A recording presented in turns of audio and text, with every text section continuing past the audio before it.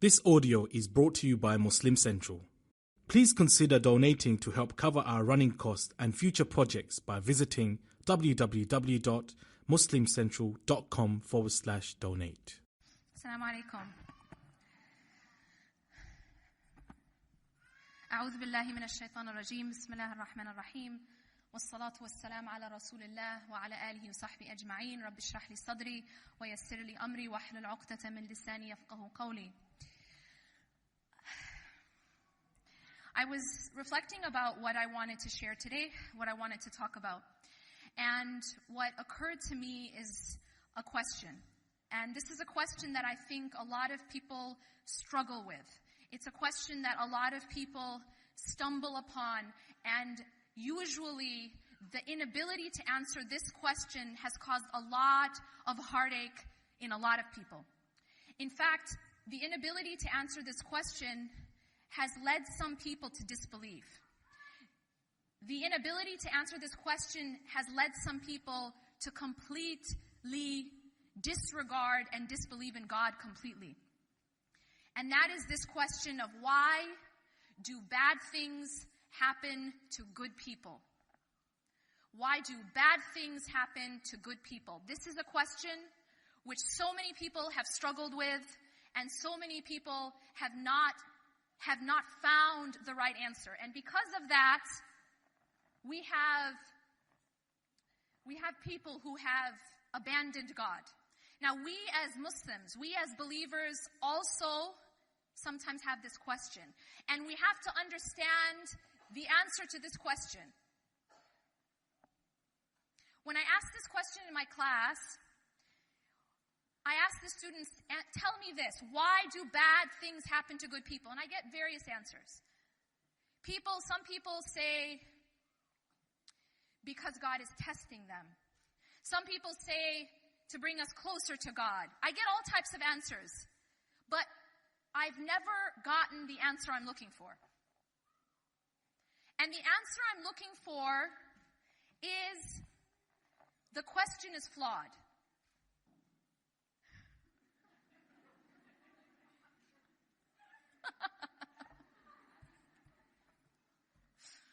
That's awesome. She's just staring at me. Okay, guys, it's awesome. It's cool. It's cool. We've all been there.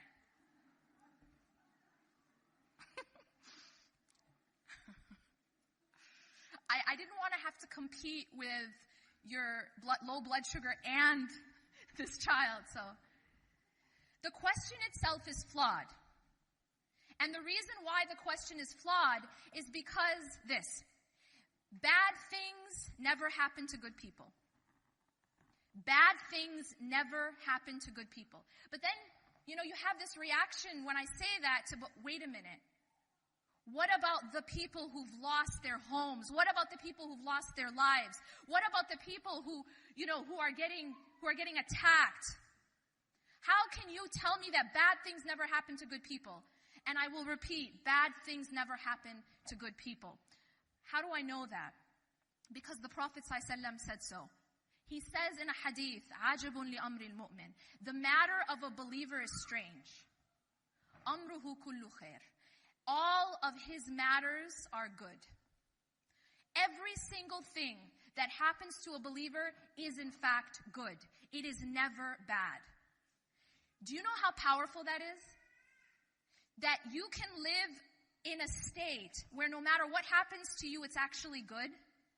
That no matter what is taken, no matter what is given, no matter what you face, it's always in the end, it's good for you. That is something, and the Prophet ﷺ emphasizes in this hadith, that this is only the case for a believer. Because in fact, bad things can happen to bad people. But bad things can never happen to good people. The Prophet ﷺ said that something that makes the believer unique is that no matter what happens, if it is something that we love, something that we want, then the believer is grateful, and so it is good for him. And if it is something that we do not want, something that is difficult, the believer is patient, so it is good for him. Why is this message so important right now? Because you see, the thing is, we live in a world called dunya, and one of the characteristics of dunya is that it is a place of tests. It is a place where we are given hardships, and we are tested, and this is also very important to realize. A lot of times we think that we are only tested with hardships. Many people have this idea. Many people think that even the idea that, why aren't I being tested? Have you ever heard someone, sometimes we hear a lot about Allah tests those He loves. And sometimes we might go through a period in our lives of ease. And we might think to ourselves, why aren't I being tested? Does that mean Allah doesn't love me? And in this question is something flawed, because we assume that Allah only tests through hardship. We assume that Allah only tests through loss. And that's not true. Allah tells us in the Quran that He tests with both ease and hardship. Allah tests us with both. And in fact, scholars explain that the test of ease, the test of ni'am, the test of blessings, is sometimes harder to pass than the test of hardship. Why? Because the problem when things are given to us easily, think of this analogy. You're sitting on the beach, a halal beach,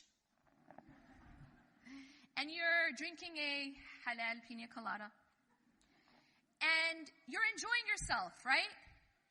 In that comfort and in that state, it's a lot easier to forget about your greater purpose. It's a lot easier to forget about God. It's because we feel comfortable. But then what happens when you get on the boat? Now you're not on the shore anymore. Now you're on the boat.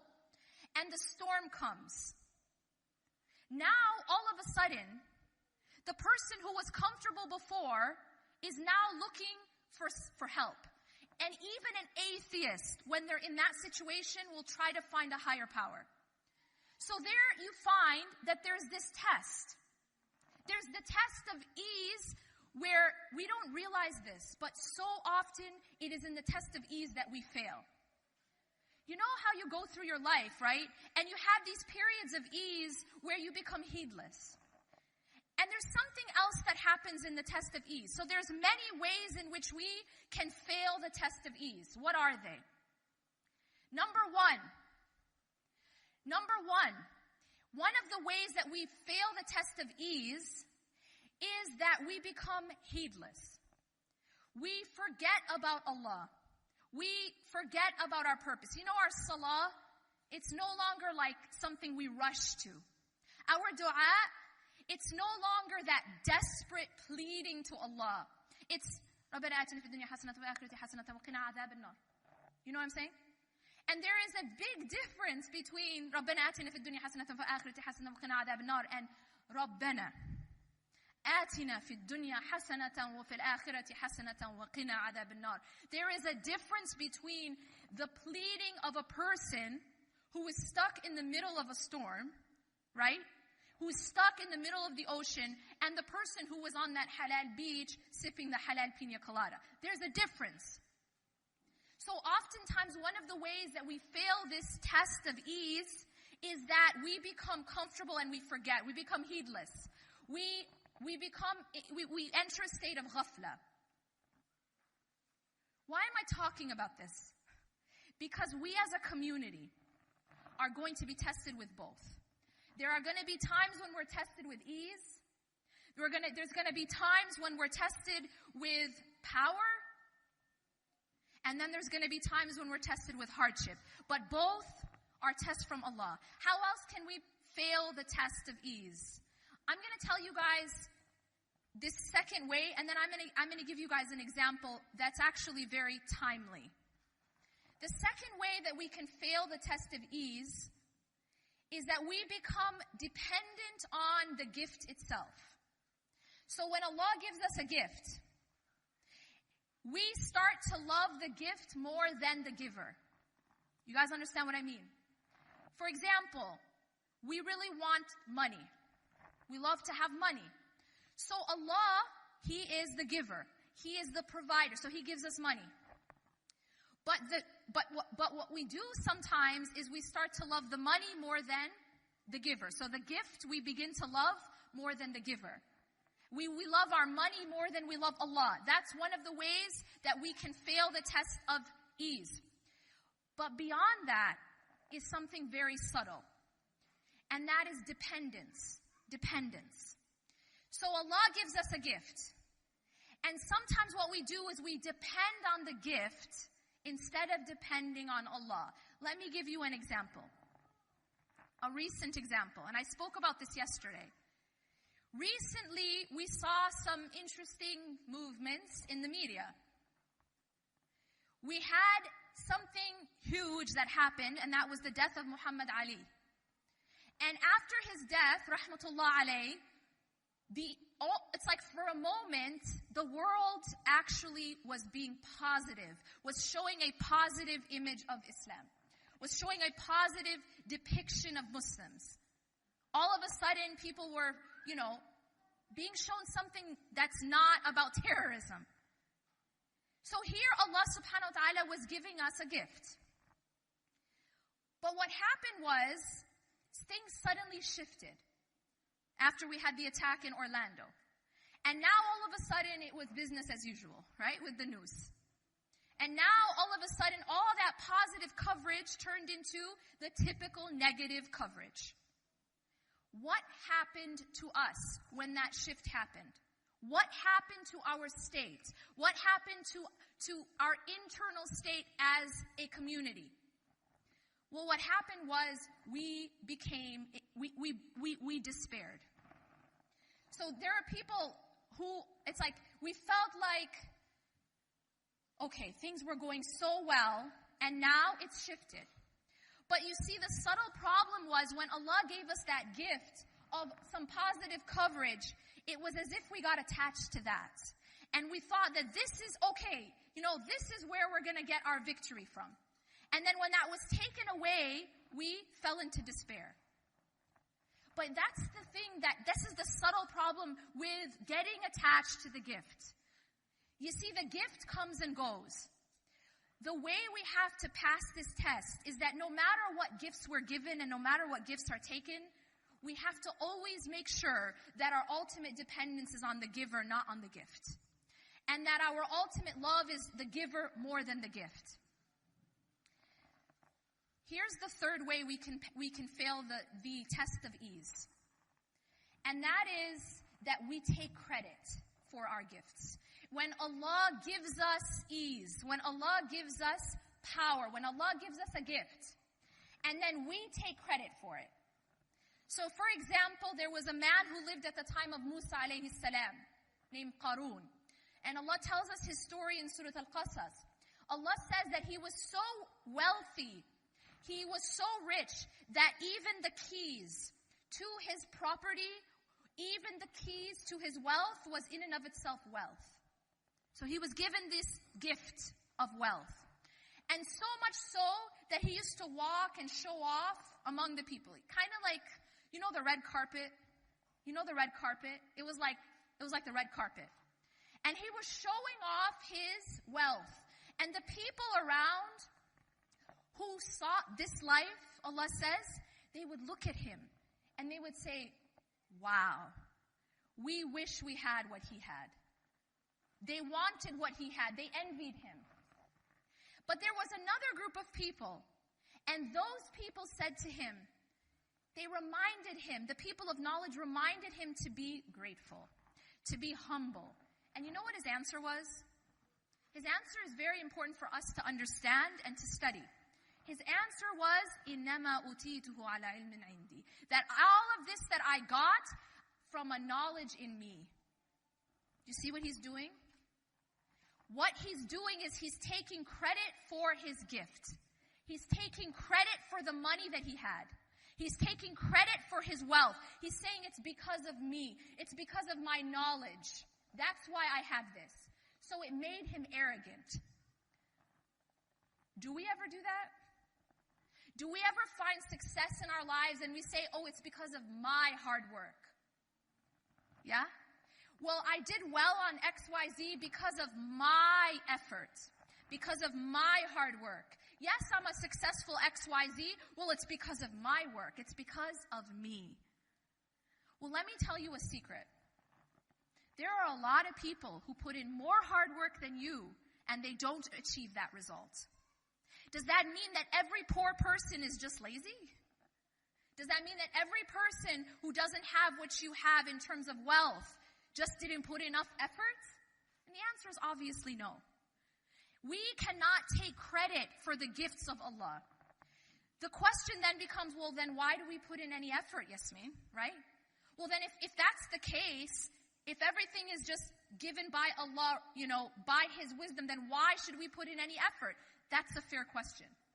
The answer is because your effort is part of your worship.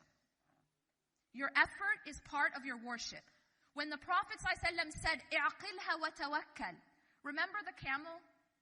Everyone knows about the camel, right? By the way, y'all are like zombies right now. Like your faces. Get animated.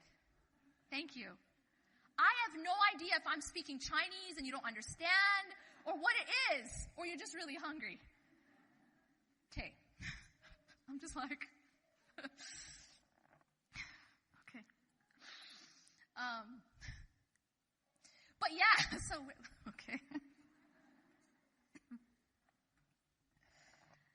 So what happened is Qarun took credit, and he thought it was from himself.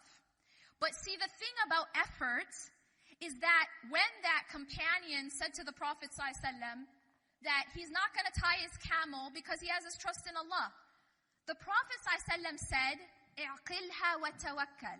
Can someone translate that for me?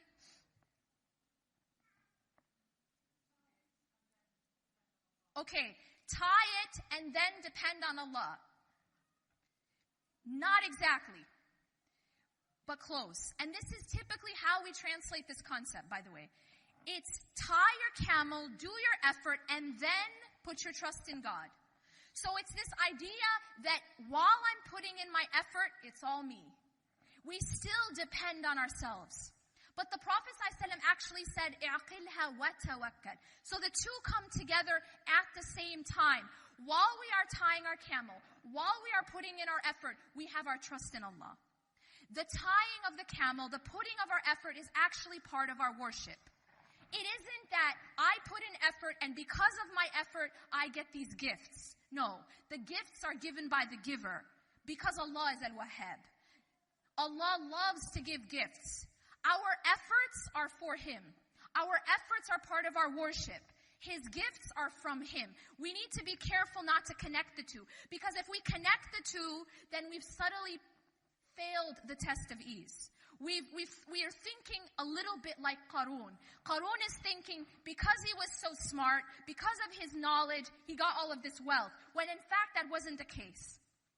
Allah gave him that wealth, and Allah can take that wealth. Every single gift that we have is given by Allah and can be taken by Allah. So this is how we have to be careful not to fail the test of ease. When Allah tests us, we need to be careful not to lose focus. We need to be careful not to love and depend on the gift more than Allah. And we need to be careful not to become dependent, or rather take credit for those gifts. As a community, we are going to face times of ease. And as a community, we are going to face times of hardship. Now, I want to just end on that note. When we talk about hardship, when we talk about difficulty and tests, how, Yasmin, can this be good for us? You said that everything is good for a believer. Well, I didn't say it, the Prophet did, sallallahu alaihi wasallam. Everything is good for a believer. So how can these tests be good for us? And the answer is, it is good for us if we respond properly. When we are faced with trial, there are 3 different reactions that we can have. The first reaction is the reaction we should never have as believers. And that is, God, why did you do this to me? God, why are you doing this to me? Why are you doing this to us? It isn't fair. This is the response that negates patience. This is a response that we should not have. The second response is the response of patience, of sabr. When a believer is faced with hardship, when we're faced with hardship as a community, when we're faced with hardship individually, and we respond with patience, something amazing happens. We're told that when you respond with patience, that calamity or that hardship or that test actually purifies you. And the Prophet ﷺ gave us an analogy. He said that it removes our sins like leaves falling from a tree. Removes our sins like leaves falling from a tree. And that is when we respond with patience. Here's the thing about purification. We as a community are purified at an individual level, but we are also purified as a community. How do hardships purify us as a community?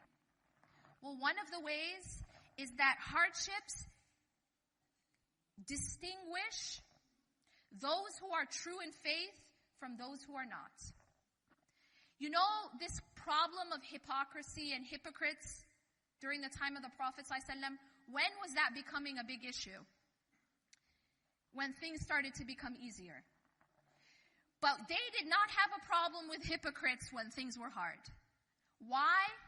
Because when things are hard, the only people who can withstand it are those who are true in faith. So what happens with hardships is it cleans out, it functions as a separator. Even as a community, it functions as a separator. All of a sudden, you start to see what's inside because it comes out. People start to say things. They start to take positions that show what was inside. So if we have a disease inside, if we have a a problem in our faith inside, the test, it externalizes it. Make sense? The test is going to bring that out. If we have sections of our community and there's a problem in the faith, there's a problem internally, when the times of hardship come, that's when you can find them. You get what I mean? They start to become exposed. The hypocrisy will become exposed in the time of hardship. And so it is a purification not only for the individual, but it's also purification for the community. We start to see things as they really are.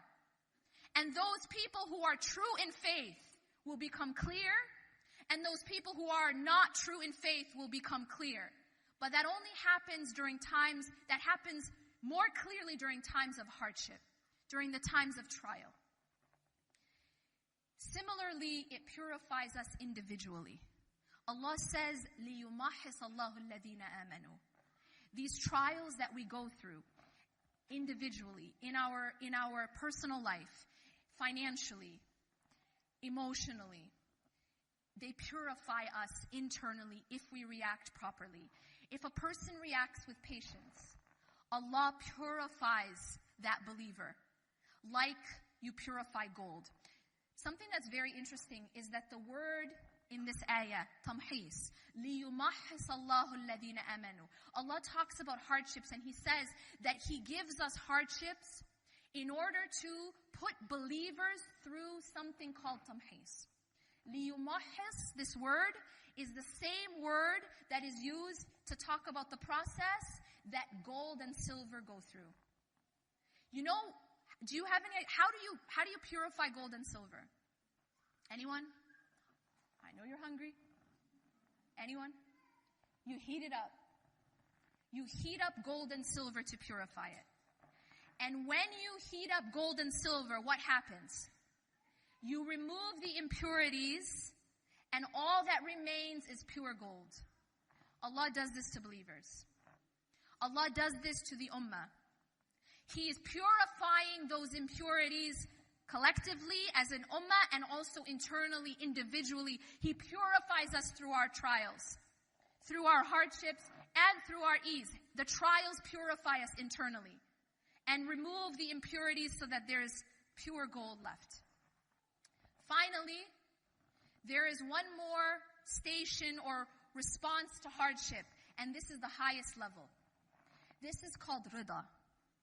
Rida means contentment. Rida means that not only am I accepting of the decision of Allah, not only am I accepting of the will of Allah, but I am content and I am pleased with the decision and will of Allah. This is the highest level of a believer that a believer can reach. And we are told that if we respond in this way, not only will we be purified as a community and individually, we will be raised in ranks.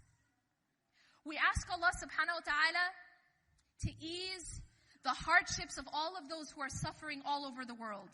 I ask Allah subhanahu wa ta'ala to allow these last 10 days of Ramadan to be among the most blessed that we've ever had. And I ask Allah subhanahu wa ta'ala to bless this event. And I ask you to be generous in your giving. Because at the end of the day, when we give for the sake of Allah, we are actually giving to ourselves. Anything that we give for Allah is never ever lost. It's kept with Allah and it will remain. You know, every single one of us will end up in our graves. Does anyone take their money with them? Anyone? That's actually untrue. Some people take their money with them. You guys are like thinking I'm crazy now, right? Or you have no reaction. That too. You had a reaction. Thank you. Y'all, I'm Egyptian. Can you have some reaction? Some people take their money with them into their graves. You know who they are? The Prophet ﷺ said that all the deeds stop when you die, except for 3. And one of those deeds is something called sadaqah jariyah. Any kind of charity that you give, and it continues to benefit people even after you die, will come with you to your grave.